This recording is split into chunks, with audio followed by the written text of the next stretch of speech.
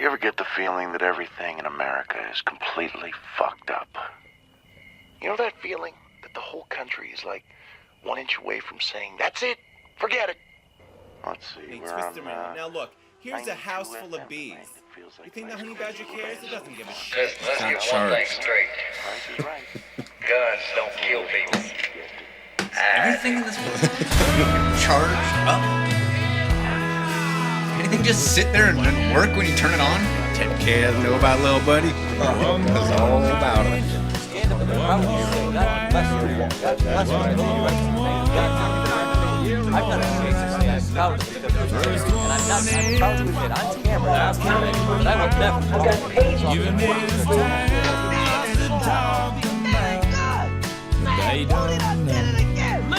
They don't know.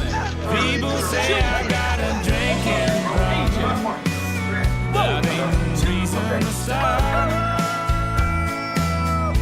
People saying that You guys never had a better friend than President Donald J. Trump. just 'cause I'm living on the rocks. Yes, I'm broken hearted thinking about Old jacket, green jacket. pull another bottle off the wall. People say I got a drinking I think some apologies are in order. I don't know who that is, though. I love that song. Midland. Midland. Mm-hmm. Never heard of them. Yeah. They have a couple of really good songs. Actually, Yeah. they're kind of a newer country band. That song, I really love that song. Yeah, me too. And it flowed with the intro very well because it's such a nice, mellow, feel-good kind of song. Hey, Jake. Yo, I just pulled in. I'm fucking setting my machine up. Just hang out on speakerphone. We already started. Oh, nice. All right. What's up, Jake? What's up, Bogey? So we were just talking about the song "Drinking Problem" by Midland. It was our intro, and there's something about the nostalgia for alcoholism that is just like It's kind of endearing in country music. I love it. It's if you had nostalgia for a meth habit, you know, no one would be. You'd be into death metal. That wouldn't be charming. There's grindcore. You'd only listen to that Mexican song El Sonidito on repeat over and over again. But there's like even recovering alcoholics that I know, like you can tell they have a nostalgia for drinking. Yeah, they still love like George Strait. They love Randy when Travis. you drink. Yeah. You know, they want you to go out and have a great time, like on their behalf. My grandpa stopped drinking for a brief amount of time, but used to get try and get me and my brother just trashed when we go over there. Right. It's like making these drives. Like, Grandpa, like take it easy. Yeah, well, Moreno said to me this morning, he woke up, he's like, man, you nailed it. The only thing better than drinking is not drinking.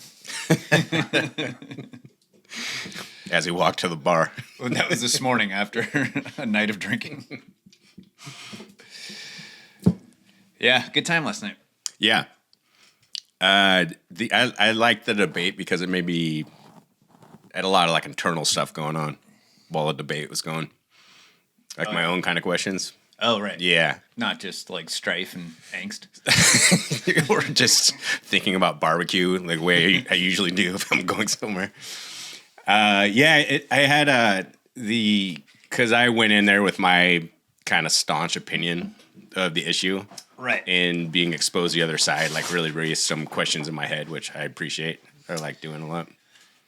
You are of the very few who would show up and actually want to have your mind changed, apparently. Because if you... so for those who don't know, we did a debate last night, a live Oxford-style debate, and the topic was basically gun control. And as I was advertising for the debate, there was a ton of like feedback from the internet. I mean, let's just be honest, it was next door. And always an accurate barometer for normative society. All of the feedback was like, why would anyone go to that? It's obvious what the truth is about this subject. Yeah. Right? And it was from both sides. Like either shall not be infringed. Enough said. Book shut. From my cold dead hands. Yes. Or like, guns are so evil. I can't believe you would even consider the idea that people should own guns. We need to ban all guns, and I'm not going to have my mind changed. But for people like you who showed up to the debate, it was like, well, I would like to just know what people are thinking about this. Yeah. I want to be... Nothing would make me happier than hearing an argument that was so powerful it made me reconsider my own stance on the issue. Right. Right. That would be phenomenal. That didn't happen. Yeah.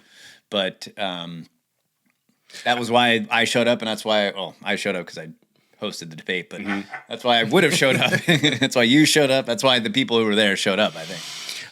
What I like to go ahead. What would you say the percentage of Democrats versus Republicans or conservatives versus liberals were not interested in even having the discussion? Because I've always felt like that was sort of a calling card of the liberal side, where they're just not even open to being in the same room as a discussion about something they don't like. The turnout last night was 97% on the side of owning guns. But Jake, you're kind of more referencing just the kind of general reaction, like on Nextdoor that he was talking about. Yeah, Kelly, you were saying online, both sides of the aisle were saying, "What's the point of having this discussion? It's settled science, right?" Yeah. I would say one side. Yeah. I would say it was close to 50-50. Of the people who were stuck in a rut that they would not allow themselves to get out of, it was 50-50. Of the people who made comments saying, "Sounds fun, I look forward to being there," it was probably 98% in favor. Although I couldn't always tell from the comments, but that was the impression that I got. People that were in favor of guns. So you would probably guess that would be the political right. Although I had this conversation last night with some people there that we have a lot of friends on the left who have become gun owners recently. So I think that the gun topic is actually kind of pan-political. Yeah, that's why I enjoyed the debate last night, because the anti-gun people I know, it's this pure kind of emotionally based thing, which is just something I don't have time for. I was like, there's no discussion there. Like, in your heart that this is the way that it should be. I'm like, what am I going to say to that? You know what I mean? Right. And so I actually was in rare form last night, was going to speak on the mic. Really? Yes. I was like going through my head of like, okay, like how would I articulate this question? Because this is what I wanted to answer for the guy that was arguing for your premise. In the affirmative? In the affirmative, yes. And which is the guy on the left, political left. Yeah. And actually a lady kind of loosely kind of asked it right before me. That was the question about who's going to enforce these laws? Yes, which is the question I always had, because the guy was making some excellent points, because as he's talking about, he didn't bring this up specifically, but I just happened to have this conversation like an hour before the debate with my in-laws, and they're saying like, well, just isn't it obvious some people shouldn't have guns? I'm like, yeah, I actually agree with that. I was like, but what's the enforcement mechanism for that? I was like, we used to have things like that. So if we ended up talking about like the homeless. So we had right now, like if we had a relative on the bike path dying from fentanyl, obviously going to die any time. We have no mechanism by which to go like, hey, look, we're taking control of the situation and we're getting you committed and you're going to treatment. Now, we used to have that. I just think they amped it up during the Reagan administration. But then those laws got so abused. So if someone would get divorced, the wife would be like, my husband's crazy, he's got a bunch of guns. They take his guns, throw him in jail, and like the onus is on him to get back his civil. The guy didn't do anything. People were using it against political opponents and everything. I'm like, that's the argument. That's like a red flag law? Yeah, like a red flag law. Like I was wondering if these guys, because he was kind of not skirting around it, but what he's talking about, I was like, oh, he's talking about red flag laws, but he's not saying red flag laws. And that's why I wanted to ask him. I'm like, yeah, I totally, because as he's going through his position, basically, there are some people that shouldn't have guns. And I was like going through a list in my head. It's like, yeah, I agree with that. I've had friends call me. I've told you about this. They're like, hey, can you help me get a gun? I was like, no. I had my cousin and my brother do that a few years back during the city burnings. And they were both freaked out. And I was like, dude, I told you guys years ago. Yeah. Like, go get one. You hopefully will never need it. But then at the end of it, as I was discussing with my in-laws and what I was going to bring up, before this lady came up is what you're saying makes sense. I agree. But like, how do we enforce that? And who enforces that? And what's our level of trust in these people that would make these laws? You know what I mean? Well, if you're in California and they clearly want to get rid of all guns, so they're going to be in charge of who determines gets to have their constitutional rights. The problem is there's only a mechanism to go after registered guns, and that's pretty much what the registration's all about. Yeah. So they see where these are at. But if you, like I was talking to you afterwards last night, if you could actually implement getting all the registered guns from the legal, pretty much, almost 100% law-abiding citizens, then who's left with the off-the-book guns? It's the criminal element. Yeah. And that's that's the purge. Which is why every law-abiding citizen who owns a gun should also have some illegal guns that are not on the books. They can't come and take those from them. In case you lose all your other ones in a boating accident. Which happened to us recently. Yeah, he was kind of trying to say it without getting himself into trouble. Yeah. He was trying to say, like, we need to get guns. We need to take people's guns. Yeah. Yeah. And he just knew he couldn't quite say that, but he was making points like, well, we just need to start, reducing the amount of guns that are out there. And it's like, the only guns that you're going to reduce are the ones that cops happen to confiscate, which is a small portion of the illegal guns that are out there. And then the guns that where they are. Right. And you, person who is the all-knowing and wise overlord, are going to make the determination as to whether or not I should have a gun or not. You're talking about the flock camera. I was going to say, and look at how much that has been abused by police officers. Yeah. The fucking flock camera. Like, who's to say cops aren't going to abuse the ability just to take people? I've had this. Go ahead. Well, I was just going to say, the discussion kind of morphed into, during the debate, there was a moment where this kind of became what was being talked about, especially when Brian had the mic. And I was thinking, like, I would like to have another debate along those lines. Like, guys that are really into gun control and also really into guns versus guys that are not into any sort of control and very much. That'd be an awesome When discussion. he was talking, I don't know if I misunderstood or he misspoke. I thought he said something about criminals turning in their guns. And I'm like, that doesn't happen. Like, criminals don't. The debater, Gregory? Yeah. So I don't know if I misheard or he misspoke or that was a actual point he was trying to make. But it all made me think of Operation Fast and Furious. I mean, at that point, I was going, this is where we've seen this before. We've seen this happen. Right. These guns don't get melted down. They get shipped to another country. It's the cartels in this case. Yeah. Yeah, the discussions I've had with people that are they have an emotional feeling about guns, like a negative one. And this is why I just don't have any tolerance for it, because I agree with the beginning of what they're saying. Like, they want to stop shootings, they want to stop gun violence. I'm like, you don't think I would want to stop that too? I was like, but at the end of the day, if you can present to me a way that we could do that without stepping on everyone's constitutional rights, I'm all ears. I'd love to hear that. But you don't have a solution. So in the meantime, and this holds true for everything, I'm like, dude, freedom, liberty is messy.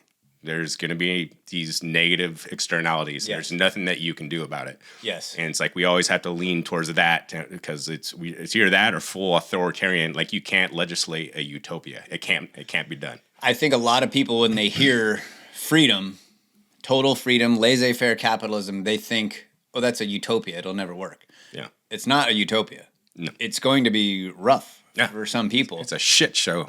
But the promise is that everything is 100% fair. You get exactly what you deserve. Mm-hmm. You might have bad luck, but Otherwise, I mean, the inputs are identical for everyone. No one gets a little extra like finger on the scale. Yeah. And that is not a utopia. It is messy, like you said. Yeah. But it is the most fair way to do it. It's a good shirt. Liberty. It's messy. And then just like blood splatters all over. Yeah, I was thinking like that Metallica album cover, Kill 'Em All. Oh, yeah. Like the hammer with the splatter. Yeah. Fuck yeah. I like it. Liberty up your ass. All right, someone make a note of that so we don't forget. So Derek was running late today, which is fine. Never happens. Yeah. But you were 6 minutes late. Not that I was watching the clock or anything. But I want to just I'm not a fan of making rules, but I dealt with someone yesterday who was running late. Anything outside of 20 minutes, you're no longer running late. You're showing up at a different time. So don't text me and saying I'm running late and show up an hour and a half late. Like, tell me the time. Also, well, there's a spectrum. The closer you get to, it's like gender. It's like sexuality. Somewhere, somehow, next thing you know, dogs will be running late. Somewhere exists the gayest man alive. We determined this before. No, the closer you get to the meeting time, the shorter the window of running late can be. So if I'm telling you, if we have a meeting tomorrow at 2:30 and I say, hey, I'm going to be late, I'm going to be there at 3, that's acceptable because we can still negotiate whether it's going to work. Yeah, or because this gets into my other pet peeve. If you are running late, just text and say, I'm running late. Or say, I'm going to be there at 3. Yes. That's good. Or we happen to work in an industry where you have a meeting at 8 and you'll get a text at 2 in the afternoon. I'm running late. Correct. Yeah. Are you? I hadn't noticed. But if you are running late or you want to tell me the time you are actually going to be there, just say that. Don't give me 6 more texts about why you're running late. I don't fucking care. Just tell me what time you're going to be there. Yeah, I believe all of our conversations, all communication should be reduced down to the essential information. Yes. Let's just do away with niceties. You know? Unless it's we say good morning every single morning. Like, oh, my daughter hates that. She hates when I say good morning to her. Really? Oh, yeah, she hates it. It's her pet peeve. Didn't we say that yesterday, Marv? I believe we did, Don. Did you hear about the... were you going somewhere? Well, I want to get something off my chest real quick. Yeah. Because it's just spinning in my mind. So we met at a coffee shop. We had to go over a couple things. I think Jake met us there. And we walked in and Jefferson Starships, Nothing's Gonna Stop Us Now came on. I was like, remember, this is from the Mannequin soundtrack.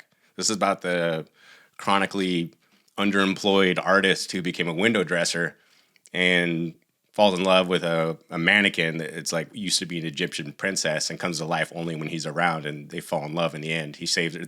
His ex-girlfriend finds out, tries to throw her into like a wood chipper. And when she like near death, she came to life in front of everyone. Was that Steve Gutenberg? Andrew McCarthy. Oh, way off. And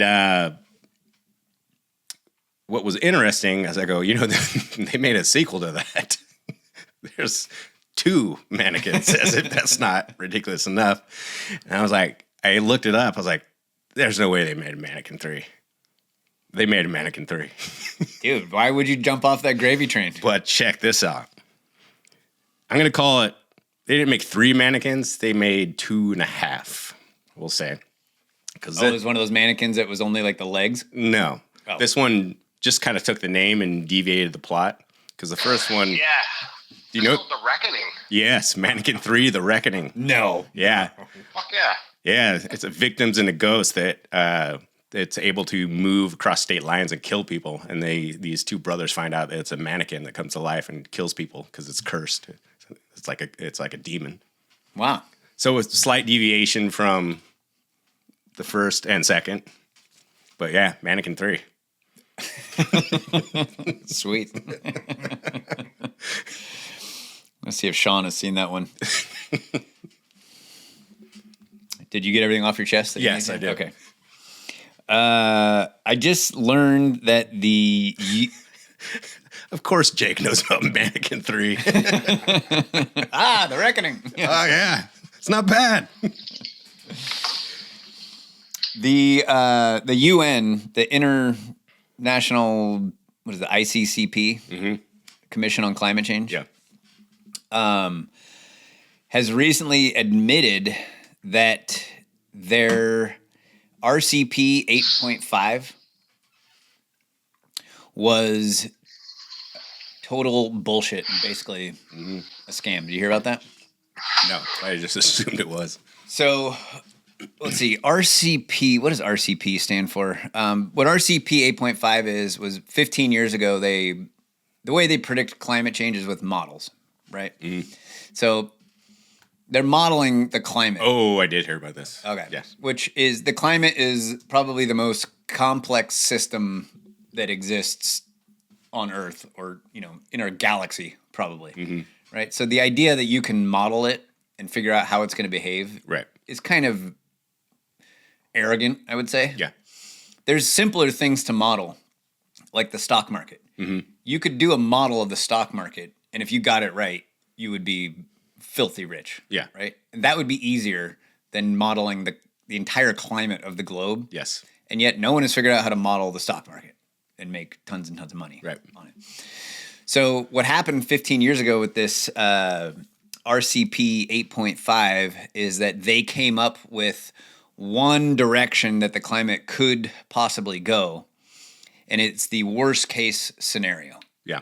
But what they did was they called that the business as usual model. Meaning if we just keep doing what we're doing, we will end up in this just disastrous state of the climate. I think you're going to say it's based on the Men at Work album. Okay. I'm backtracking. Okay. So this, it would be like 5-degree average rise in temperature or something. And turns out what it actually assumes is that every country just pursues coal. There's no advancements in efficiency or energy production or anything. We're just like burning coal like it's the 1800s. Everything is a static entity. It stays exactly the same, except they probably kept the population growth going and just used some kind of equation like that. So they kept the energy source as the worst, most polluting energy source possible, right? Well, they called this the business as usual model, and so everyone took that as this is what is going to happen. Yeah.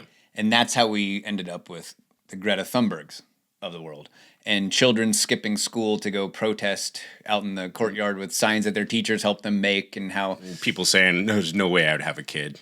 Exactly. Yeah. Or climate anxiety, which has gone through the roof. Which is this guy, I'm going to play a clip from Dad Saves America, but he points out in this video, he's like, climate does not cause anxiety. It's climate hysteria. Yes. Like, it getting warmer outside doesn't give anyone anxiety. No, I actually enjoy it. It's actually quite nice. It's really nice. I would say maybe the opposite is true. It kind of mellows everybody out. Well, it's like the delivery system is causing the anxiety. Correct. Yes, the hysterical panicking about climate. And so the UN has come out and said that we fucked up. We shouldn't have done that. And it's actually not that bad. Now, they wouldn't make that statement without also saying, partially it's because we freaked everyone out, and so people changed their behaviors and bought solar panels and did this. But it's a bunch of fucking bullshit, as we all know. Even Bill Gates has reversed his stance on climate change. Do you see that? He came out. Yeah. He goes, no, we need to be more thinking about like human beings and what's best for humans. Well, they all own huge mansions that are at sea level. So, I mean, you kind of got to. There is that. They own mansions on Martha's Vineyard where Trump installed red flashing lights on the windmills out in the ocean just to fuck with them. Yeah, why do people downplay that as being a valid response? Seems like it makes sense. What do you mean exactly? The fact that people like Barack Obama own practically sea level properties that are multi-million dollar like properties. Because the words that coming out of their mouth are not what they believe. And in order to believe in the climate hysteria, you have to suspend a lot of facts and. Well, and there's insurance companies, they do modeling as well, and they say that these loans would never happen if the insurance companies weren't aware that the climate was not really causing the sea to rise. You know, these banks wouldn't put loans out on them. That's why one of my favorite episodes we ever did was with, what do we call him? Yeah. The insurance, what was his official title? He's like a CEO or something, or he's high up. Executive. Yeah. For life insurance. And we're talking about vaccines, and like one of the most poignant things that he said, he goes, look, like that, the house always wins with insurance. That's my job. It's like, I don't care what your politics are, you know, what you think about COVID, like the house always wins. And here's what the data says. Yeah. So you want to get a house at sea level, Martha's Vineyard? Sure.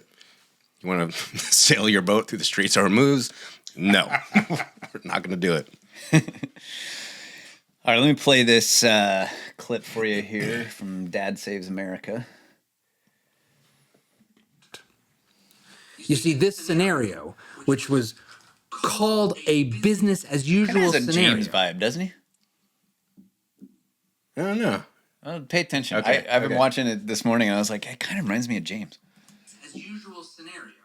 And a baseline made assumptions that were so manifestly crazy that if you promoted this while claiming to be legitimate, you are discredited.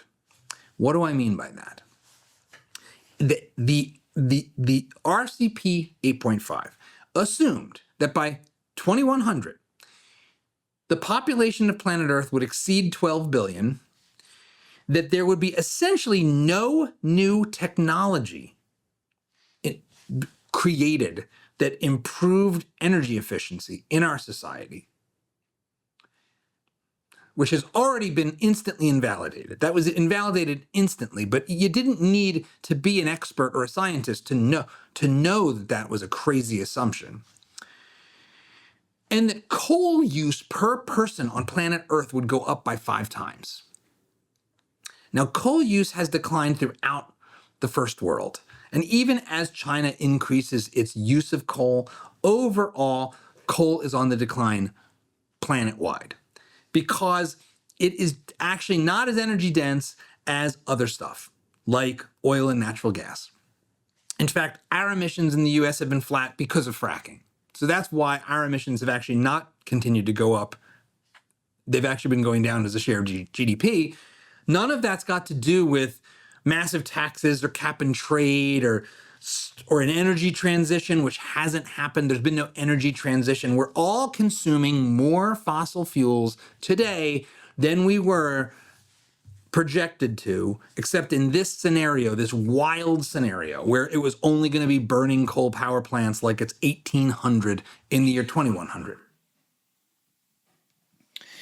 So guys like the Dad Saves America guy are, I think he's probably like a Mossad agent.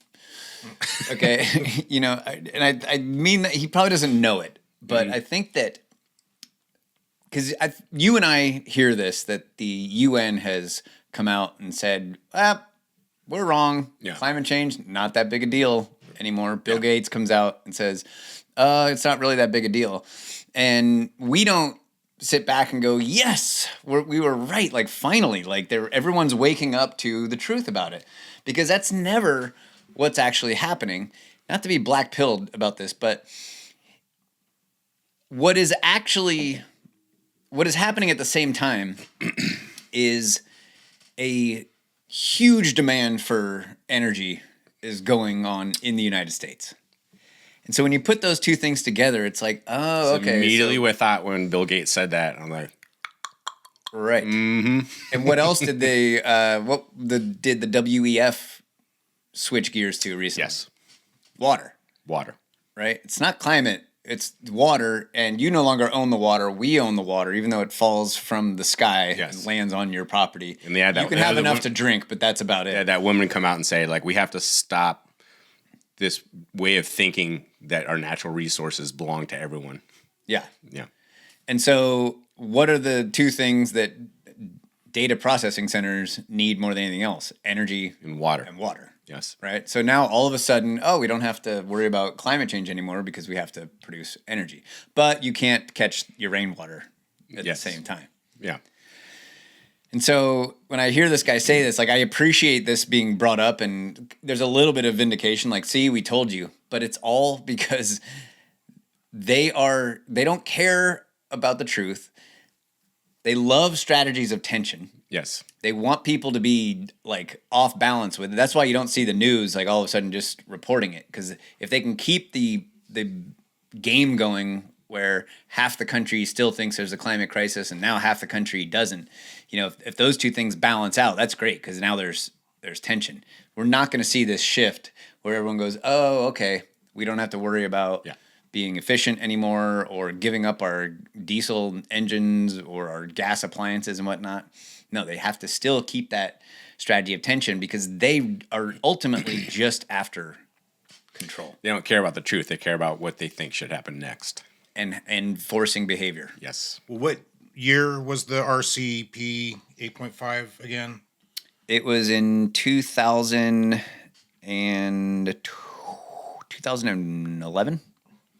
And Al Gore he basically created climate hysteria when? Before then, 2000. And then the Chicago Climate Exchange. Were they working hand in hand to create the hysteria and monetize it? Carbon credits, that was a multi-billion dollar business for Al Gore. No, it's a huge grift, and it's ultimately... Al Gore made $300 million off the climate hysteria. It's ultimately just a way to control people. Yeah. And when that agenda runs up against this new agenda of, in order to really control people, we need a lot of fucking energy. Yeah. Now it's like, okay, backtrack. Yeah. Did you see Lake Tahoe residents, 50,000 residents are going to have to figure out a way to get their power now? It's got to figure out your own power. Dude, which honestly, if that happened to us, I'd be like, let's fucking go, dude. Do it. I generate my own energy. Hell yeah. Get together with your neighbors. Like, all right, we're going to... but you can't use a generator. Exactly. Right? Yeah. You can use solar panels, but we have to lease them to you. My wife told me, because we have brownouts here in California anytime it's hot or windy or maybe just for whatever. Anytime there's weather. Yes. Yeah, my wife will tell me, she's like, I think they're going to shut the power off. I'm always like, good. I hope it stays off. Dude, how about that guy last night? How about the guy at the debate last night that was asking the question? And he was this old guy with an NRA hat on and just unshaven, just a grizzled old man. I can't remember what the question he was asking was, but he started getting all heated, and you can take him out of my cold dead hands. I looked over at Matt and he was like, yes. It's like, yeah, here we go. We got a live one. What do you guys think about that mask that the dude on the news was wearing? Yeah. I think it's leading into a future psyop. I think they are trying to poorly kind of soft pedal us into shit like this that we're going to see all the time. And I think that one was so obvious. I think they kind of made it obvious on purpose. Oh, yeah. Agreed. So you make us kind of question everything, oh shit, they're doing that, because it was bad. It was like Mannequin 3 level production. I imagine a group of elites sitting around a table and going look, we've done the skin masks. The CIA has done this. They've admitted they do the skin masks. It's a real thing. The thing from Mission Impossible is a real thing. And they said, they have a brainstorming session. Mm-hmm. I got a good strategy of tension. Yeah. Let's let the mask thing out. Yeah. We'll make it seem real, but so over the top that no one can miss it. You know, your grandma is going to see it and be like, "Oh my God, he's wearing a mask," and just let that conspiracy theory flourish for a while. We're just going to dump some water on that ground and let it just grow, flooding the zone. Exactly. Yeah. It was so obvious and so deliberate. That was my first thought when I saw that. I was like, oh, these motherfuckers. Like they're trying to make it so obvious to get people kind of just up in their head and chattering about this thing. So you sound crazy. Exactly. Yeah. Exactly. It's just so evil. There's nothing. Shadow, though, yeah? What's that? They're saying it was a shadow, but I mean, I'm watching it right now, and where that like seam is that pops out above where his inner shirt is, you can see like the chest, the neck, and like Adam's apple of the guy wearing the mask moving independently. Well, what they have to do to make this work is deny it. Yeah. Make it so obvious that you can't deny it. That's the point. And then deny it. Say, oh, it was a shadow. Oh, you guys are crazy. Like, it was an AI glitch. It was a right. Yeah, that was a shadow. It was like, Joe Biden has a stutter. Like, what's the big deal? How dare you make fun of you children with stutter. stutters? He's 87 years old. He's not a child. Well, remember, there was the talk of the multiple Bidens and masks. Exactly. Involved with Biden and the wrinkle in the back of his head. And so. Yeah, what this isn't is someone letting the cat out of the bag. No. So that we all know that the mask thing is true. Yeah. This is just riling people up. It's the limited hangout of a psyop, of a strategy of tension. Yes. If you put all those things together. It is. That's exactly what it is. Yes. That's exactly right. There's nothing that these people could... There's nothing you could think of that would be too far. Dude, we should make a shirt of that guy in the mask and just says strategy of tension on it. That'd be a good conversation starter. All of our good conversation starter shirts, people don't buy. This is true. I'm tired of losing money on this fucking endeavor. Maybe we should make the conversation stopper series. There you go. That would be the shirt that Zach was telling us his buddy was wearing. Oh, you weren't standing there. It was me and Michael and Zach. Zach and 3 friends were walking through Oakland, and all of them had shaved heads. So they looked like skinheads. I think they were wearing like the suspenders and shit, you know, like full on skinhead like garb.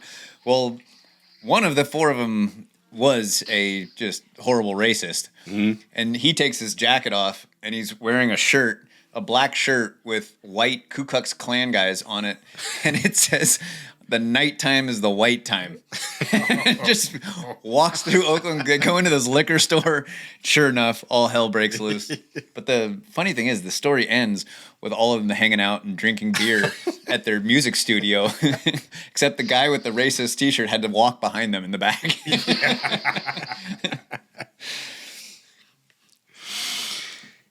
You guys want to go through an article for fun? Yes. Okay. So I look at Huffington Post every morning because I've had this long-running game. Somebody's got to do it. Yeah. Yeah. You're welcome. Thank you for your service. You're welcome. And the reason I have part of it is just I check everything because I want to see what the chattering classes are yammering on about. And I'll just kind of go through headlines and stuff. But then I've developed this game of Huffington Post because it's like basically if TDS was a website. Right. Is what Huffington Post is. Right. And despite my stepdad sending me articles from Huffington Post, like, have you seen this? I'm like, I have, actually. Yeah, but here's one from the Inquirer. And then I had this long-running game. I was like, okay, top 10 articles. The rules are it has to mention Trump or have a picture of Trump. Okay. And so the record so far, and there's an extra half point if there's an exclamation. In the headline. Yes. So, which is terrible journalism. 9.5 out of 10 is their record. Okay. And that was like sometime last year, which has always been fun. Wow. So how do you get a 0.5? You get a 0.5 for an exclamation point. Oh, yeah. Gotcha. So I'm looking at Huffington Post and I see this. Body language experts explain why Trump dances like that, and it makes so much sense. I'm like, all right, I'll check it out. I'm game. So for those of you that want to follow along at home, go to Huffington Post. This is right under the article My girlfriend and I went to a sex party. In the middle of an orgy, I realized I'm not straight. And it's right above the article. I paid money to cuddle with strangers. It didn't go the way I thought. Is this from today? Yes. So first I look at who wrote this article. Julian Wilson, who also writes for BuzzFeed. And so I look at her articles. Her articles include non-MAGA folks are sharing the words and phrases they use to identify MAGA folks out in the wild. And you've probably heard some of these. Her second article, this is the one phrase Trump won't stop using, and psychologists are ringing alarm bells. Number 3, Trump's secret methods for keeping MAGA followers loyal was working so well that experts are actually concerned. Now I go like, is all she does like write about Trump? But she has this one. If your socks leave marks on your ankles, this is what it means and when you should actually start worrying. So takes a break. So not TDS. Wow. Yes. I actually got to read that. So go to my screen, Jerry. Okay. Why the heck does Trump dance like that? Body language experts decode his moves. Experts say his movements are dominant, aggressive, and even a way to encourage people to do what he does. Okay, let's go through that. Well, it's like in the 80s movie, like, oh, look, everybody. Everyone do the Trump. If you hear the words Trump and dance in the same sentence, a very specific image likely comes to mind. For years now, President Trump has been showing off a signature dance move at events and campaign rallies, jerking his bent arms and clenched fists forward and backward, often to the sound of the Village People's YMCA. Okay? Got it. The dance is a regular feature when he's on stage, so much so that it has become part of his signature brand, experts told Huffington Post. Expert is a marketing expert? No, these are body language experts, which we'll get to right here. I mean, but if they're talking about his brand, I think you got to bring in someone from the marketing world. So we have multiple experts. It's typically the same exact song, it's the same exact set of moves, and he's typically doing it when he's wearing a blue suit, the white shirt, and the red tie. So it's part of his brand, said Patty Wood, a body language expert and author of Snap, Making the Most of First Impressions, Body Language and Charisma. So now I'm into this article. It's pretty good. One of the reasons it's so interesting to observe is that we know exactly what he's going to do, and yet we look at it every time and try to understand. What do you guys think so far? It's amazing journalism. Yeah. I want, by we, who is she referring to there? Us. All of us. All of us. We. Try to understand. Yeah. Right. Which is a normal reaction when someone's dancing, is you want to try to understand what they're saying with their dance moves. We're going to get into the self-expression known as the art of dance later in the article and some of the nuances of this art. I'm guessing this lady spends a lot of time at like African dance. That's what I was thinking. Yes. Where the dance moves do actually mean something. African dance, the one from the movie Can't Buy Me Love, where he does it at the end of the movie. Yes. Exactly. See, I'm cultured. This is very on brand for him. Move is even a visual version of his speech patterns, said Denise Dudley, a clinical psychologist and behavioral expert. So we got multiple experts here. If we think about it in a certain way, he dances like he talks. It's super repetitive. It's really simple. I mean, it's not complicated at all. Fair point. Fair point. Yeah. It's a very simple dance. Yes. It is repetitive. Unlike most dances where you do a completely different move every time. Right?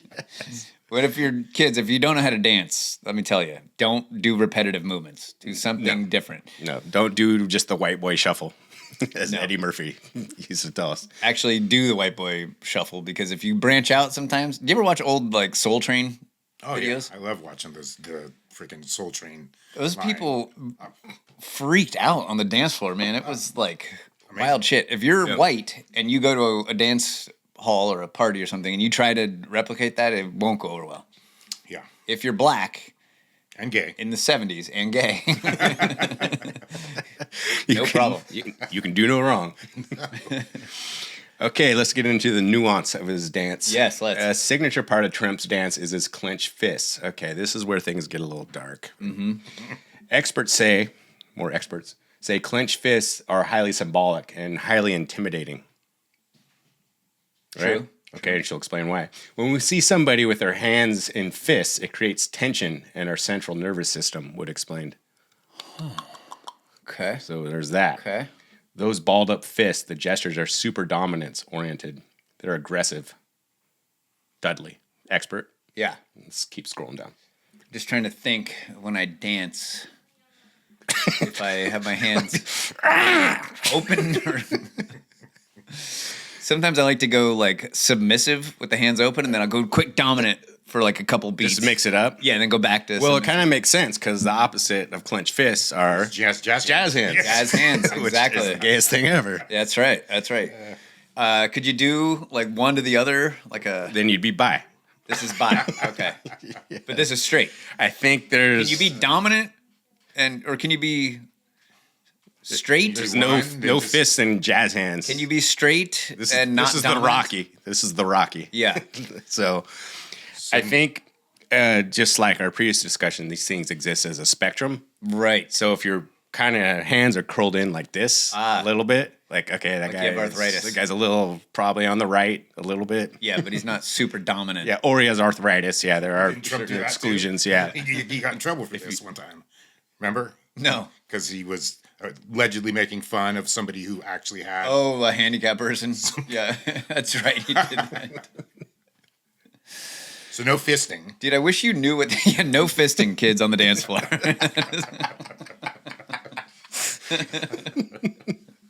Unless you gamble. Have you guys seen that movie? Never mind, you haven't seen it. fisting on the dance floor is such a alpha male like aggressive move. Could be a lesbian thing too. When we see a fist, our instincts also tell us that it's a weapon, Wood noted, and we stay a little on edge. The fists metaphorically mean fight, Wood added, but also say this is a battle, or I'm fighting, or I'm cool, alpha. Tight fists are also the opposite of joy. See? Jazz hands, there we go. Spontaneity and openness that you expect to see when someone is dancing. Okay, so now what's the correct thing to do? Or is it everything how you're dancing is you're expressing? I think you're supposed You to got to put your hands in your pockets. Snap. You're supposed to snap. Yes. Is that West Side Story? One, you're a jet. You're a jet. You want your hands to be open so they look, I like this, inviting and relaxed, and so you can be emotionally expressive. So even within his dance, he's still communicating his force and his control and his power. It's just a power move to have clenched fists like that. It's like a victory gesture rather than social dancing, which, as I said, here's Rocky with the peace sign. Victory. Victory. Yeah. There you go.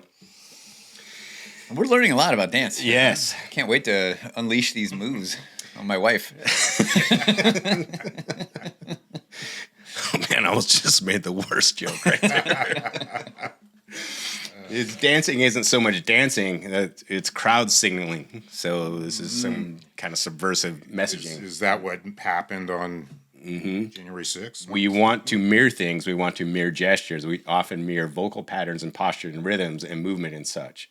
This isn't exclusive to politicians. It also happens at sporting events when folks all stand up to cheer or do the wave, she noted. Which you would do with open hands. Yes. Because you're in a joyful state. Right. The wave. Yes. Open hands. Dude, wave with fists? Wave with fists. That would be intimidating, I gotta admit. That crowd sing. Dude, you're at one of those like South African kill the farmer rallies and everyone's doing the wave. Well, it's oh shit. Are their hands open or closed? I can't tell from here. That doesn't look very inviting. That crowd signaling is a way that a leader can get people to start doing what it is they're doing. Like hypnotism. And the Trump dance with its fists and simple arm movements is very easy to mimic, Dudley said. All of his MAGA people, his constituents, they can all do that same thing. I just really see this as another way that he is signaling the crowds to do what I do. Okay, let's get into some more nuance. Let's get down to the feet. Yeah, heck yeah. Right? Because we were talking about the white boy shuffle, which includes the feet. Yes. Okay, the Trump dance doesn't include the feet. No shuffling. No. The Trump dance is not, technically it's bipedal, but with no movement from the legs, which they break down in this article, which I appreciated. Thank you. Good. Yeah. You can disagree with Gillian Anderson, but thorough And her experts? And her experts. I don't know. The feet, which I did not know this part, the feet are the most honest part of the body. Huh. So that's what gives you the greatest revelation. You guys know that? Interesting. Right. So your feet don't lie. I thought it was your hips. Halfway to the feet. It's often thought that feet pointed away from someone displays disinterest in the conversation, and feet pointed towards someone show interest and even attraction. Well, correct me if I'm wrong, but if you're in a conversation with someone and your feet are pointed away from them, then you've turned your back. Yeah, you can't see them. That is an easy read to make. Yes. If you're talking to someone and they just turn around and stare the other direction, Yes. yeah, they're giving you a signal. And if you're, according to this article, if your feet are pointed towards someone, it shows interest and even attraction. Right, Which, like facing them. Yeah. Yeah. Which I'm going to go like, ma'am, my eyes are up here. Typically, when people dance, their feet move back and forth or side to side, but that isn't the case with Trump's dancing, Wood said. He might lean to the left or lean to the right, but he's not picking up his feet. He's moving through space. He's not moving to the front of the stage or moving down to the side of the stage. Are his feet not moving? Have you analyzed this? I don't know. Do we need to bring up the Trump dance? I think we might need to. I'm pulling it up. Jake, what do you think of all this? Oh, it's riveting. It's great, great listening. Okay. Trump dance. We got foot movement. All right, let's see. Actually, first I wanted you to watch this video about Cartier. Cartier. Yeah, this guessing perfume. Oh, hence the leopard. Yes, exactly.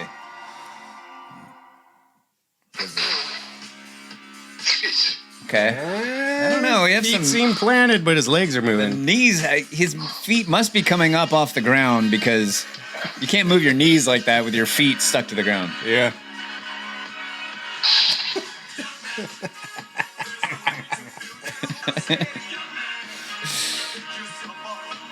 I'm sorry, but I could just watch that forever. That is a joyful man. I don't care what she's saying. Look at those fists.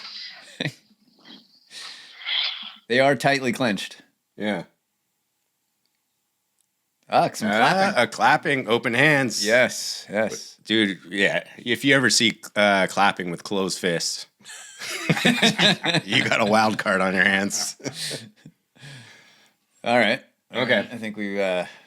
I would say that what we've established is that his feet might not move around the stage. Mm-hmm. The knee bending means that at least the heels are coming up off the ground. Okay. Partial foot movement. Partial foot movement. I'm going to give him partial according credit. to the article, a performer would want to either look to different parts of the audience or move to the front of the stage. See, he might lean to the left. He's not picking up his feet. Uh-huh. He's not moving through space. He's not moving to the front of the stage or moving to the side of the stage. Which someone exhibiting jazz hands most certainly would be doing. Lifting the feet. Moving from front to back, side to side. Right. It's, I would say, nearly impossible to have jazz hands. And stay in the same place. Not be bouncing around all over the not place. immediately get the zoomies like your puppy. Pull up a video. Can you pull up a jazz hands video? Yeah, sure. Absolutely. We got to make sure. Let's see here. It's a holiday weekend. Why not, Derek? Hey. How to do jazz hands.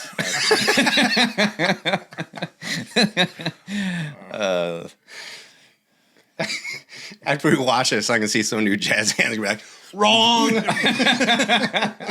You're doing it wrong. Hi, everyone. Today you will learn jazz hands. This is what it looks like.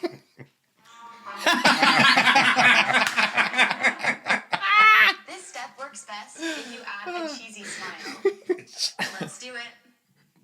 Keep your elbows into your side and your hands out. She probably doesn't have to have a job. I know. Do that with me for 8 counts. She's not moving her feet, though. 2, 137,000 views. 7, 8. Good. Think of energy shooting out from each fingertip. Quite stationary. Mm-hmm. You just learned jazz hands. Make sure to keep practicing. I just realized what a colossal waste of time this podcast is. We should be doing something else. Can we AI Trump doing jazz hands? Yes. Let's do it. See, these jazz handers are moving. A lot of movement. Moving about. Okay. All right. I think we've. Oh, yeah. Look at that. Dude, that was some quality jazz hand dancing right there. A lot of foot movement. Yeah. Okay. Looks like that she goes on to the facial expressions. Yeah. Think about the last time you went dancing with friends or danced with your partner at a wedding. You were probably smiling as you moved around. This is this is very normal. You got to take this shit seriously. All right? Fucking around, you guys. You're probably smiling as you moved around. This is very normal, expected behavior. When Trump dances, though, he often has a frown or a grimace on his face, Wood said, with his lips tightly held together. He's often grimacing as if he's exerting enormous amounts of effort just to do this, as if he knows he has to. I mean, I do feel like defending Trump here a little bit. He's a very old man. Yeah. He might be exerting a lot of energy to make that happen. I think they are kind of paving the way for some 25th Amendment discussion. Yes, it does seem like that's what they're getting after. Yes. His lips being tightly held together reminds me of people who might do the overbite. The white. That's part of the white guy shuffle. Is it the overbite or the underbite? No, overbite. Overbite, yeah. That's it. Okay. Yeah, right. The underbite would not be. That's how my French bulldog dances. Occasionally, he'll also kind of smirk, said Wood, before adding that a smirk may be an effort to look cool as he dances or pretend he's not enjoying it. So that could be it. Pretend he's not enjoying it. Mm-hmm. Because he's too cool. Like, yeah, I'm dancing. Yeah. But I don't really like to dance. But look at these moves.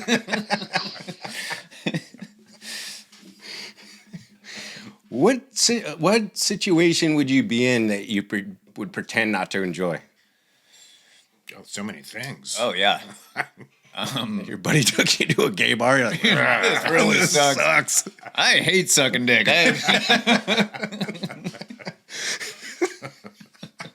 I don't know, right, guys? Isn't this lame? It's the worst. Looking up the guy above you. You better pretend not to enjoy this. This is easily the best episode. So that could be it, because the brows go down more, the eyes go clenched in. It just appears he's doing this with extreme effort and he doesn't feel joyful about it.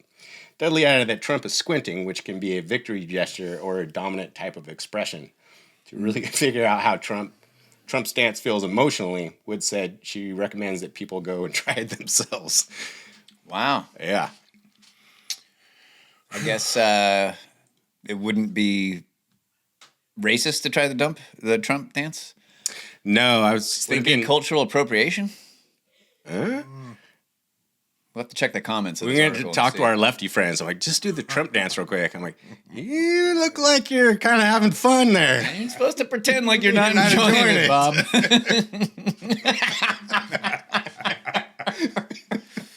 Now my turn. Sometimes when I'm trying to get people to understand somebody's nonverbal behavior, I'll say, well, do that movement and see how you feel in your body to figure out that person or figure out how they're feeling. Folks who try to do this dance will feel the negativity, unease, and effort it takes instead of the freed emotions that normally come with dance, Wood said. While one dance can never offer a complete look into Trump's psyche. No? Really? Okay. Do the Trump dance. I thought that's what we were doing here. We got a bomb and run. I get it. It all makes sense. How he moves to a specific song over and over again does offer a peek. Our body language reflects our emotional state, but the opposite is also true, Wood explained. We crave to understand him, to try and figure him out, Wood added. It's a good article. Yeah. A lot there. Are there any Fox News experts who've analyzed his dancing? I mean, because I feel like this might be a tad biased. Yeah. That'd be interesting. Like, at least as interesting as this. When we talk about Trump derangement syndrome, like, this is exactly what we mean. Like, for anyone who doesn't know, like, how can you say you're not obsessed with Trump when you end the article with, we crave to understand him, to try to figure him out. Like, what a pile of garbage. Is there any college classes aimed at understanding Trump at any of these schools at this point? I feel like there should be. There's got to be. There's got to be some professors out there. I would be shocked if there weren't. What's that? College classes aimed at trying to figure Trump out. Oh, I thought you say about just the Trump dance. That would be extreme, but I wouldn't shock me either. I'd be shocked but not surprised. Yeah. I don't know. I enjoy watching the man dance. Because the size of his Even face. though he's not enjoying They had to come up with this article because when was this article written, Matt? Today. Oh, really? Okay, because today. there was so much love for the Trump dance. Yeah. Over time, you had NFL players doing it, and Yeah. God, wasn't that a great time Right, yeah. John Jones. during the campaign when everyone was so optimistic Yeah. about Trump? Oh, those 4 weeks. Guarded, yeah, it was about 4 weeks. Guarded optimism. There were people in the streets in Santa Rosa handing out MAGA hats. Yeah. They gave my son one. And it was like in Santa Rosa, right? I mean, people were so amped up on what Trump could be, what he's promised. He hasn't disappointed, has he? Oh my God. Probably the biggest disappointment of my political life. I'd say so. For a guy that I didn't even really like, but got so just, I fell for it so hard. Yeah. Not that I was ever like a full-on Trumper or just into MAGA or anything, but it just seemed so promising, and he just completely squandered every little bit of that. Yep. Boozle. But it was fun, man. During the campaign, when it was just like, like the libtards were crying, like just everything Trump did pissed off the mainstream media and everyone. God, that was awesome.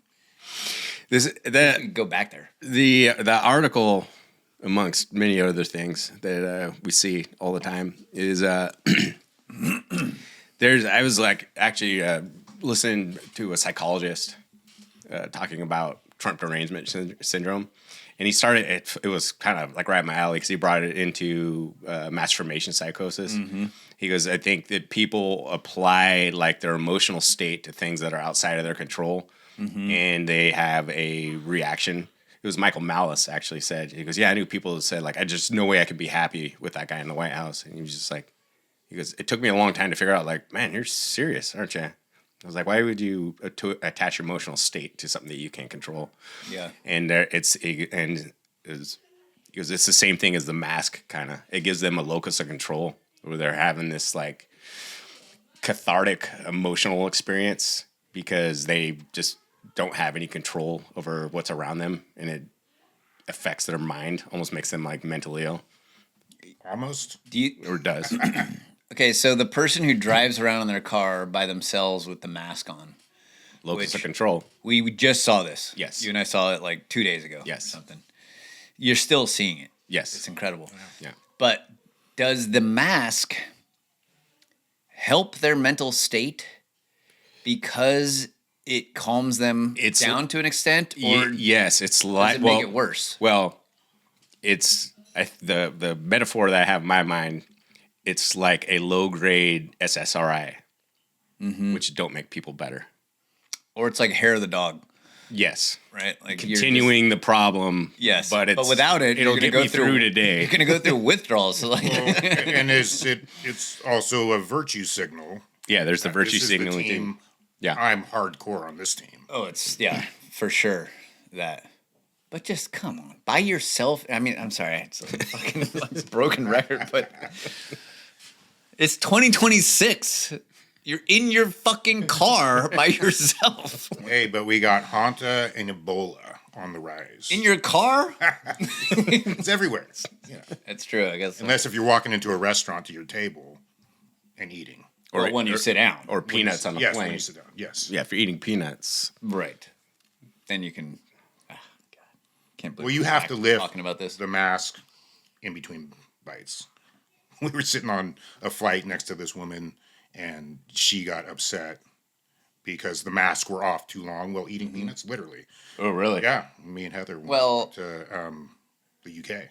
Yeah, this chick was I think that the polite, socially acceptable way to do it is to take the peanuts and just dump them into your mask. Yeah, like put the mask like back a on. horse. Yeah, just Mr. Ed. I'm like, well, what if you're drinking? Can you just put a hole in the mask for the straw to go through? Like No, you those just kids suck it through the mask. in band class, you know, when they had holes. you gotta waterboard yourself with your cocktail. Which is actually like a filter. It's actually kind of healthier. Yeah, you remember seeing the kids playing their instruments in their high school band class, and they had holes for their wind instruments. You still called a wind instrument.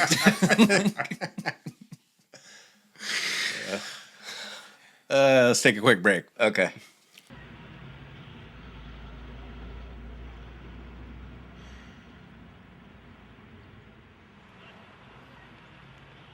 Would you like the rest of my sandwich? I'm not homeless.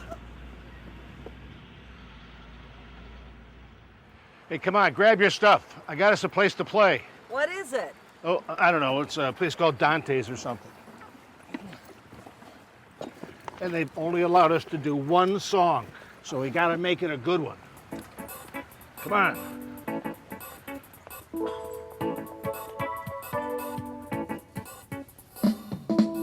Taste the biscuit, taste the goodness of the biscuit. Taste the honey sauce, taste the goodness of the biscuit with the honey sauce. Don't get that honey sauce on me. I don't like the way it tastes with my chicken wings. Taste the biscuit, taste the goodness of the biscuit. Taste the butter spread, taste the goodness of the biscuit with the butter spread. To get your butter spread all on me. I don't like the way it mixes with my mac and cheese. Cause when you're at KFC, you got that special sauce to stir my curiosity. Just give me a 5-piece meal, oh what a deal. A big old box, it's all for me. You know I'll take coleslaw on the side. I could tell you wanted to try the potato wedges.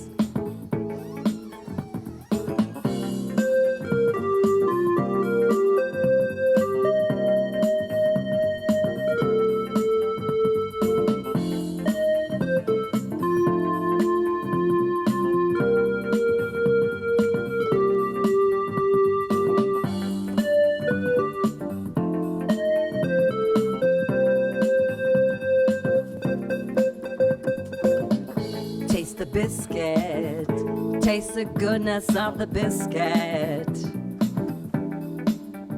Taste the honey sauce, taste the goodness of the biscuit with... All right. Now that we're done dicking around like a bunch of high school kids, I want to talk about tax legislation. Oh, really? Stay on break. Coming up on the article, have you gotten your ballot yet? Yeah. Eric Swalwell on there? I don't know. I haven't looked at it yet. He's number 2 on the ballot. Don't tell Ray, by the way. Oh, yes. Yeah. Yeah, I got his little speech. Yeah. I was like, I already said I'm voting. Like, I know. Interesting guy. Isn't there like 45 people running for governor? It was 20-something last time I looked. Okay. At the very top. Swalwell's on the ballot? Yeah, I think he's second on the ballot. Tom Steyer's on the first. Which, what are the chances of that? That's who they want to become governor. Yeah. I know. Yeah. Well, PG&E doesn't want Tom Steyer. Oh, really? Why not? I don't know exactly, and I don't care. I think it's fucking ridiculous that PG&E is allowed to spend the money that they charge us on getting a politician into office that is going to make this monopoly on our energy their priority. Get fucked. I called, I'm waiting because someone was running late. I called Farley. I was like, hey, I figured it'd be working. He goes, oh, I'm working. I was like, oh, where are you? He's like, oh, I'm just sitting at home. He's on call. I'm making double time right now. Yeah. I was like... And he works for PG&E. Anyway, one of the things that Tom Steyer is really pushing right now is the California billionaire tax. Have you guys looked into this? No. No. All of those political commercials that I see on YouTube just sound exactly the same. You can't fast forward them. Well, I click back twice. To So try if to you get a new click one? back, Yeah. and then you get a second one from Alani. Right. And then you get one from Javier Becerra. Usually And they all sound the same. It's so odd to me. Like they're just promising free shit. Yeah. Or taxing billionaires. Right? It's all this like terrible economic stuff. That's their whole plan. I'm watching. I'm like, you're saying that out loud? Like, why would you be running on doing these awful, awful things? Yeah. But that's what people in California want to hear. There's a reason for that. And I did you all the favor of reading the entire bill this morning. Wow. Yes. It's exciting stuff. Yeah, those things don't read. Yeah. I was trying to motivate myself. I was trying to fix something in my dishwasher. I figured if I did that, I was like, I can't wait to start working on the dishwasher again. Wow. And it worked. Dishwasher's fixed. And I read the California billionaire tax bill for you guys. Good strategy. So the California billionaire tax is a proposed one-time 5% tax on the net worth of billionaires residing in California, aimed at funding healthcare programs, food assistance, and public education. The initiative is set to be on the ballot for November 2026. So it's going to be on the ballot coming up here. Now, this resonates in blue states like California, which is one, because we're big on the socialism. Yeah. Yeah. Or the rich need to pay their fair share. When I was like, what do you mean by that exactly? Like, what's the cutoff that makes someone rich? And what's their fair share? mean? And then you explain like what the top 1% is already contributing to the tax base, and you do actual math. Then they just start doing the Trump dance to distract me, and it doesn't go anywhere. But the reason why that language works is that when you say like the rich need to pay their fair share, they immediately think of Elon Musk and Jeff Bezos, neither of which live in California, by the way. Mm-hmm. They're like, fuck that guy. He doesn't need all that money. Like no one needs, $370 billion. Or I think, did Elon Musk become a trillionaire? I heard someone say that. What? Yeah. So now California... People don't understand what that means either. Like you hear he's a trillionaire and you think, oh, he has a bank somewhere. There's $1 trillion just sitting in the bank that he can pull out. His ATM says, would you like a receipt? He goes, yeah. And it pulls out and it's $1 trillion. Yeah. That's to print 2 receipts because all the zeros don't fit on one. Yes. Which is not how this works, and I'm going to explain why. Now, California currently has the highest state income tax, the highest gas prices because of taxes, and one of the highest sales tax rates. I think we're at, what, 7.25% for sales tax? Yeah. Yeah. I mean, where we live, it's like over 9% because of all the local taxes. Yeah. Now, at the same time, we're in the top 3. We're just behind New Jersey and New York for outbound migration, people moving out. Mm-hmm. And number 2 behind New York for overall population loss, which is really significant because we share a border with Mexico. Mm-hmm. So we have people flooding in here, and we still are having a population loss. I think we lost a seat in the Senate. For the first time. I think not in the Senate, years but ago in the House. Yeah. In the House, yeah. You can't lose a seat. Oh, that's I meant the House. So, the first question that we should ask is like, okay, if we're already being taxed more than any other state, we go like, what do you guys do? And we're bankrupt. The state is, doesn't have enough money. We go like, what's going on with the money that you already took from us? And the answer is going to be the same one as when we go like, hey, Newsom, what happened to that $24 billion we gave you for the homeless? And it just got way worse. And his answer was, yeah, I have no idea. I am running for president, though. So now I love these. When you look at this legislation and you can't make it past the first sentence, you're like halfway through, you're like, wait, what's that?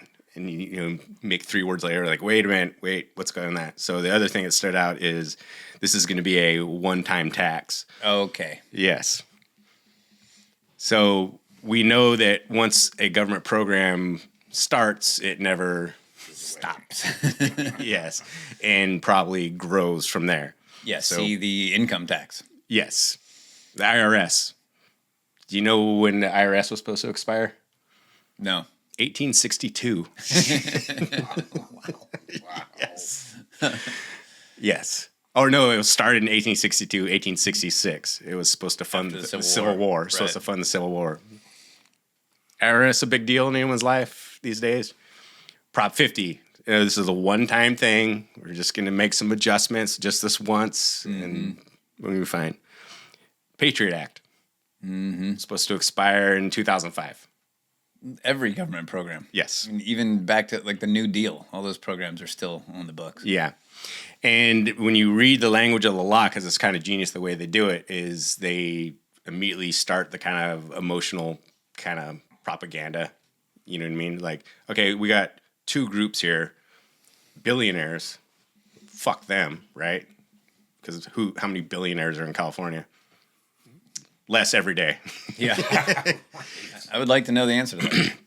And then we have people who receive SNAP benefits. It's because SNAP is underfunded, so we're going to take the money from the billionaires and use it to fund the SNAP programs, which is there's this kind of subtle irony in there because the way SNAP was sold to us, which is the federal food assistance program, is they're like, no, these are people that just temporarily need this one-time thing so they can get back on their feet. Right. Which California is home to between 124 and 255 billionaires, depending on the specific data set and year referenced. So we already have... Well, that's interesting. New York is doing similar things, and billionaires or wealthy people altogether are bailing out of there. The same thing's happening in California. Now, I brought up the IRS and the Patriot Act to kind of make 2 points, because the point is, like, once a revenue stream, this is through the government, once a revenue stream is created, we know that it never goes away. And once an industrial complex is created, this could be their intelligence agencies, the bullet train, the war on homelessness, those also never go away too, because they, through 2 steps, have created their own kind of revenue stream, right? Because now we have a bunch of people, we have an industrial complex to solve this problem, which never gets solved. And that goes back to the saying, like, well, the spending is the point. We're not interested in solving the homeless problem. Right. We're interested in solving a bunch of money, spending a bunch of money on it. On ourselves. Yes. And our friends. The purpose of a program is... what it does. What it actually does. Now, this gets into how we ended up reading the bill, because if this was a one-time tax to take 5% of people worth $1 billion, right, which we'll get to in a second, how long would that law need to be? How complex would that law need to be? I would think you could do it in a paragraph. Probably a paragraph, not 34 pages, which is the bill that I read this morning. Wow. And as with anything, the devil's in the details. So you have to kind of like peel this stuff back. Now, it's realized that they're not simply going after people that are worth $1 billion. Or that have $1 billion, as we were saying. There's people that are worth $1 billion, and these include any of your assets. And it goes down even to, the obvious ones would be stocks, and then what do you have in crypto, and your real estate, and businesses. What's your business worth, right? And they're even looking at private property. You got an art collection. How many cars do you have? What's in your house? For example, anything that you ostensibly own, it will be kind of categorized up and put into a government database for which they will attribute value to. Now, they're running the same kind of program that the IRS does. Is they're going to go to people in California like, what are you worth? Same as we get our tax bill. You're like, how much did you make? Like, I don't know, something like this. And they're like, wrong. I guess again. And if you get when you self-report what your worth is as an individual, if you get that wrong, they're going to put a 40% fine of what the total bill that they think you're worth. So this is like a shit ton of money to what they're doing. Now, what's even trickier is if you're a poor, unfortunate soul that read this bill, is California for a really long time has been trying to tax unrealized gains. Do you guys familiar with this? Yeah. So it's things that have value, but you have no plan on selling. Yeah. But in the hypothetical, if you were to sell it, you would make this much money. Therefore, that's pretty much money that you have, and we need to tax you for that. Right. So if you have this amazing art collection, they go like, well, in the case that this weekend you got blackout drunk and put everything on eBay, like this is probably how much money you would get. So you owe us money for that. That's in this bill too. Now, once you read more into the bill, you realize like this is not just about billionaires. This bill is going to. So first of all, how are they going to enforce this? They're going to make you account for everything that you own. Who's going to? Because this is not a law right now. So they're going to need people to enforce this. Oh, like a IRS for the state? Yes, which doesn't really exist right now. Right. Because this is a whole new program. So they're going to have to hire tens of thousands of people to create a database for what everyone in California is worth. Right? So there's our industrial complex. Probably got to arm them. Yes. Which I'm fine with. That'd be a good debate. Yeah. So now when the IRS comes to you, like how to like we're in a little bit of a different category, but not billionaires. Yeah.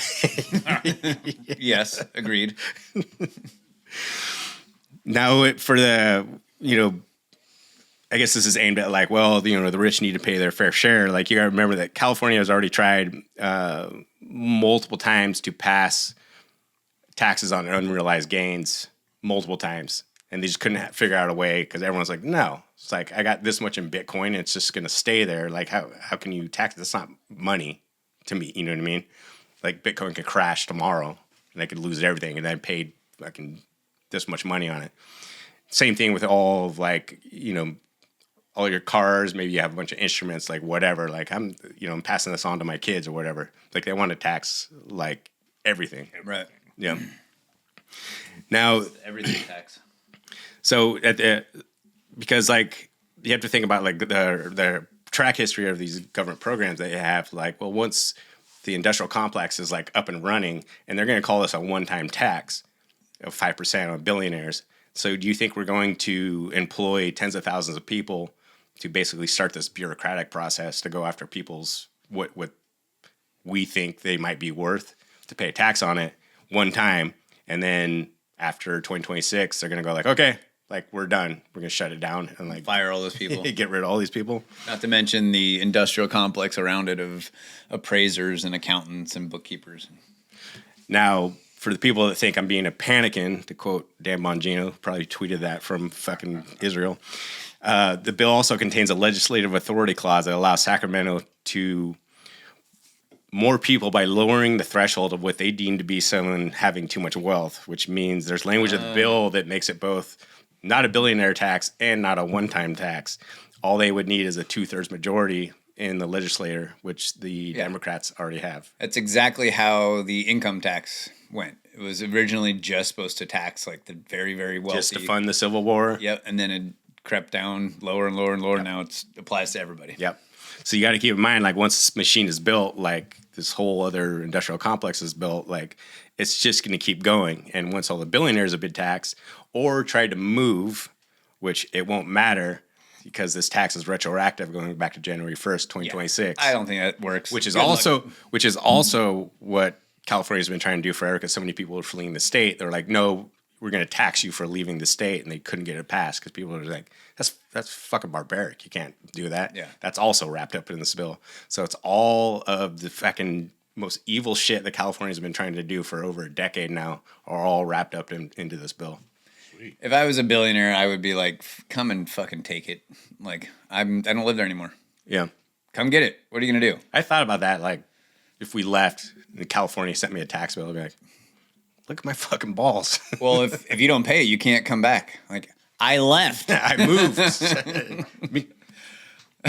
I'm not there anymore. Stacy, it's over. We're never going to be together again. What are you, mental? Keep the gun rack. Yeah, it's just funny because once you read the bill and read what's in it, and it's called, because most people don't research anything when they go and vote. They're like, well, I'm blue no matter who. And like, yeah, fuck the billionaires. Like, dude, it's not about the billionaire. This is like, if something like this passes, you just put on the fucking head box.